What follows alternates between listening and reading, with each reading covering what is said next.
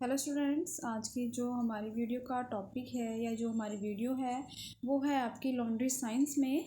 और जिसमें आपकी टॉपिक चल रहा था प्रोसेस ऑफ सॉप मेकिंग, यानी कि साबुन निर्माण की प्रक्रिया।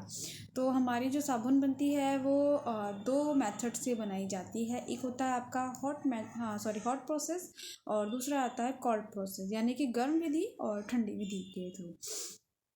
तो सबसे पहले हम देखेंगे कि जो हॉट प्रोसेस है या गर्म विधि है, गर्म विधि में किस तरीके से जो है ठोस साबुन या जो भी साबुन बनती है वो किस तरीके से बनाई जाती है। नॉर्मली हॉट प्रोसेस में आपकी ठोस यानी हार्ड सोप बनाई जाती है। इसमें है पहला गर्म विधि यानी कि हॉट प्रोसेस। तो इस विधि में साबुन निर्माण करने में जो वसा यूज़ की जाती है वो आपकी जानतर यानी कि एनिमल और वनस्पति यानी वेजिटेबल कैसी भी हो सकती है को एक बड़े पात्र में पिघलाया जाता है, और इसमें कास्टिक सोडा का जो घोल है वो धीरे धीरे मिलाया जाता है। फिर तैयार मिश्रण गैस पर खूब पकाया जाता है तथा तैयार घोल में थोड़े थोड़े समय के बाद बीच बीच में कास्टिक सोडा मिलाया जाता है, यानी कि पहले जो आपकी वसा होती है उसको पिघलाया जाता है, और पिघलाने के बाद जो है उसमें बीच बीच में या थोड़े थोड़े टाइम में कास्टिक सोडा मिलाया जाता है। ठीक है। फिर आता है कि यह उबलने की प्रक्रिया जो होती है 2 से 3 दिन तक चलती रहती है, और इसके बाद जो है इसमें नमक का घोल मिलाया जाता है, जिससे साबुन के घोल की जो अशुद्ध वस्तुएं होती हैं या इम्प्योरिटीज़ होती हैं वो जो है साबुन के घोल में नीचे बैठ जाती है, और धीरे धीरे ऊपर जो होती है वो शुद्ध साबुन की परत बनने लगती है, यानी कि जैसे ही उसकी गंदगी धीरे धीरे नीचे बैठती है फिर धीरे धीरे उसकी जो लेयर होती है शुद्ध लेयर, यानी कि जो साबुन की जो रियल में लेयर्स होती हैं वो ऊपर बैठ जाती है, ऊपर बनने लगती है। फिर आता है कि साबुन की ऊपरी परत को अलग करके पानी में मिलाकर फिर उबाला जाता है, यानी कि जो उसकी इम्प्योरिटीज़ हैं, अशुद्धियाँ हैं, वो नीचे बैठ जाती हैं और जो शुद्ध साबुन होती है वो ऊपर तैरने लगती है। तो जो शुद्ध साबुन है उसको अलग कर लिया जाता है, और उसको अलग करके पानी में मिलाकर फिर उबाला जाता है, तथा बीच बीच में फिर कास्टिक सोडे का घोल भी उस पर समय समय पर मिलाया जाता है, यानी कि उसमें बीच बीच में डाला जाता है जब तक कि साबुन बनाने की प्रक्रिया पूर्ण नहीं हो जाती। इसके बाद साबुन की परत अलग कर ली जाती है, फिर साबुन को भाप द्वारा उबाला जाता है तथा इसमें जब तक 4 सतह न जम जाए, यानी कि 4 लेयर्स ना बन जाए इसमें, तब तक की जो ये प्रोसेसिंग है ये शुरू की जाती है। तो इन 4 परतों में जो सबसे ऊपर वाली परत, सॉरी ये वर्ड थोड़ा सा गलत लिखा गया है, जो परत है उसके झाग यानी कि सबसे व्यर्थ की झाग की होती है, दूसरी होती है परत शुद्ध व वास्तविक साबुन होती है, यानी कि ऊपर जो झाग होते हैं वो बेकार होते हैं, और जो दूसरी लेयर में साबुन होती है वो शुद्ध और जो एक्चुअल साबुन होती है वास्तविक साबुन की होती है। तथा जो तीसरी परत होती है यानी तीसरी लेयर होती है साबुन की, वो अशुद्ध व काले रंग का साबुन होता है, और चौथी और अंतिम परत में कास्टिक सोडा आदि का द्रव्य होता है। तो इस तरह जो साबुन होती है उसमें 4 लेयर्स होती हैं। ठीक है। फिर आता है आपका कि दूसरी परत का साबुन अच्छी किस्म का होता है। इसे सुगंध, रंग व अन्य गुणों से युक्त करके, यानी कि उसमें सुगंध डाल के, कलर को डाल करके, अन्य गुणों से युक्त करके अच्छी किस्म का जो है उसको साबुन को बना लिया जाता है। ठीक है। तो इस तरीके से आपकी जो होती है एक हॉट प्रोसेस के थ्रू जो होती है आपकी साबुन बनने लगती है। तो जैसे ही आप ये जो आपका पूरा मिक्सचर तैयार हो जाता है, फिर इसको किसी भी बर्तन में ले सकते हैं। फिर अगर आप बर्तन में डालते हैं किसी बड़े में, तो आपको कटिंग करनी होती है उसकी, नहीं तो साबुन के सांचे आते हैं कि किस शेप की आपको साबुन चाहिए होती है, उस सांचों में भी आप उसको डाल सकते हो। और जब ये सूख जाए, सूखने में काफ़ी समय लगता है इसको, तो सूखने के बाद जो होती है इसको आप एक तरीके से शेप के अकॉर्डिंग प्राप्त कर सकते हैं। लेकिन साबुन जब आप बनाते हैं तो साबुन की क्वांटिटी बहुत पहले देखनी होती है कि जो क्वांटिटी है कितनी क्वांटिटी में हम साबुन को बना रहे हैं, यानी थोड़े लेवल पे अगर आप बना रहे हो, छोटे लेवल पे बना रहे हो, तो आप उसको किसी भी बर्तन में इस प्रोसेस का यूज़ करके किसी भी बर्तन में उसको जमा सकते हो, यानी रख सकते हो। और जब वो टाइट हो जाए तो उसको किसी भी कटर से आप उसको साबुन को छोटे छोटे या बड़े बड़े पीसेस बना सकते हैं। और अगर आप बड़े लेवल पे अगर साबुन बनाई जाती है तो साबुन को जो होता है कटर की सहायता से और कभी कभी जो होता है इनके सांचों के थ्रू भी इनको काट लिया जाता है। फिर ये तो हो गई आपकी जो है हॉट प्रोसेस। उसके बाद आती है आपकी कोल्ड प्रोसेस।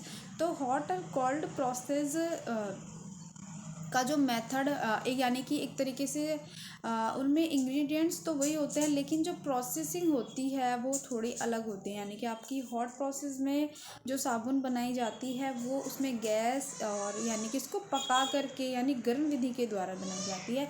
जबकि आपकी जो ठंडी साबुन होती है वो जो होता है नॉर्मल, उसमें गैस या किसी भी प्रकार के कोई भी मटेरियल आपको जो है पकाना नहीं होता। अब आती है ठंडी विधि यानी कोल्ड प्रोसेस। तो इसकी सामग्री देखते हैं। तो इसमें कास्टिक सोडा लिया गया है 235 ग्राम। फिर नारियल का तेल 1 किलो लिया गया है। मैदा भी ले सकते हैं आप, इसमें बेसन भी ले सकते हैं, वो लिया गया है 350 ग्राम। और पानी जो है इसमें 5 कप लिया गया है। तो अगर आप छोटे यानी कि छोटे लेवल पे साबुन को बना रहे हो या घरेलू स्तर पे बना रहे हो तो उसके जो सामग्री है या इसमें जो भी क्वांटिटी है सामान की, इंग्रेडिएंट्स की, उसको आप कम ले सकते हैं। और अगर आप बड़े लेवल पे बनाते हैं तो इनकी क्वांटिटी जो होती है वो बढ़ जाती है। ठीक है, तो ये आपकी इसमें सामग्री है कि किन किन चीज़ों का जो है इसमें यूज़ किया जाता है। अब आता है हमारा मेथड। तो सबसे पहले कास्टिक सोडे को जो है हम पानी में घोलते हैं, यानी कि एक अलग से हम बाउल या कोई बर्तन लेते हैं, उसमें हम कास्टिक सोडे को डालते हैं। फिर दूसरी तरफ क्या करते हैं, तेल गर्म करते हैं हम, यानी कि दूसरे बर्तन में हम तेल को गर्म करते हैं और उस तेल में हम जो है मैदा या बेसन मिलाते हैं। तो तेल व मैदा के मिश्रण में जब यानी कि आपने एक साइड आपने कास्टिक सोडे को घोला है, दूसरी साइड आपने तेल और मैदे को मिलाया है, यानी कि जो आप तेल यूज़ करते हो उसको पहले मेल्ट कर लेते हैं, हल्का सा पिघला लेते हैं और उसके बाद इसमें आप बेसन या मैदा का यूज़ करते हैं और उसके बाद आपस में इनको मिलाते हैं। ठीक है, तो तेल व मैदा के मिश्रण में कास्टिक सोडा के घोल को मिलाया जाता है तथा उसे एक ही दिशा में उस समय तक हिलाते रहते हैं जब तक कि वह मोटी परत के रूप में जम नहीं जाता। यानी कि जब आप ऑयल को यूज़ करते हो या वो मिक्सचर तैयार करते हो तो जैसे आपने स्पून उठाई तो आप उसको एक ही डायरेक्शन में लेते हो और एक ही डायरेक्शन में उसको घुमाते रहते हो जब तक आप उस जो भी आपका मिक्सचर है उसको तब तक आप घुमाते हो जब तक कि वो घुमाते घुमाते यानी कि वो एक टाइट फॉर्म में ना आ जाए या जब तक वो जमता नहीं है। आपको लगे कि वो टाइट होना शुरू हो गया है तो तब वो जमाने की प्रोसेसिंग की जाती है। लेकिन जब आप उसको ऑयल को और मैदे या बेसन को उसमें जब मिलाते हैं आप तो उसमें एक हाथ से तो आप उसको मतलब यानी कि उस बर्तन में स्पून डाल के आप या जो भी आपके पास है उसको एक ही डायरेक्शन से हिलाते चलाते हैं और फिर उसमें धीरे धीरे कास्टिक सोडे का यूज़ करते हैं, यानी कि उसमें बीच थोड़ा थोड़ा करके कास्टिक सोडे का जो आपने घोल तैयार किया है उस घोल को आप मिलाते हैं। तो जब फिर आपस में जब सारी ही चीज़ें या सामग्री मिल जाती है तो उसको चलाते हैं और तब तक चलाते हैं उसको जब तक कि वो एक तरीके से टाइट ना हो जाए, जमना शुरू ना हो जाए। जब लगे कि वो जमना शुरू हो जाता है फिर उसको सांचे में डाल दिया जाता है और इस समय तक यानी कि तब तक रखा जाता है उसको तब तक कि वो जम ना जाए या तब तक कि वो टाइटली ना हो जाए।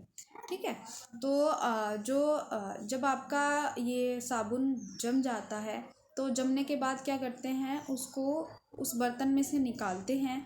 उस बर्तन में से निकालने के बाद उस पर या तो पेपर कटर या जो भी आपके पास कटर है कटिंग करने के लिए, कोई भी सामान हो सकता है, या फिर उसको सांचों में रख सकते हैं आप। अगर आपको छोटे छोटे पीसेस चाहिए साबुन के तो आप छोटे छोटे सांचे ले सकते हैं या आपको बड़े बड़े पीसेस चाहिए तो आप बड़े बड़े सांचे ले सकते हैं, या आपको अपनी ही शेप के अकॉर्डिंग साबुन बनानी है तो आप किसी भी पेपर कटर से पेपर कटर से नहीं, यानी कि किसी भी कटर से आप उसको जो है साबुन को कट कर सकते हैं। ठीक है, तो स्टूडेंट्स आपकी जो साबुन बनाने का मेथड है वो दो तरह का होता है। तो जो मैंने आपका मेथड दिया है कोल्ड प्रोसेस में, वही आपका जो है हॉट प्रोसेस में यूज़ होता है। बस इसमें आपको क्या होता है कि इसमें गैस का यूज़ नहीं होता है, यानी कि उसमें ऑयल को और इस जितना भी सामग्री है मिश्रण को पकाया नहीं जाता, लेकिन हॉट प्रोसेस में जो मिश्रण है उसमें मिश्रण को पकाया जाता है।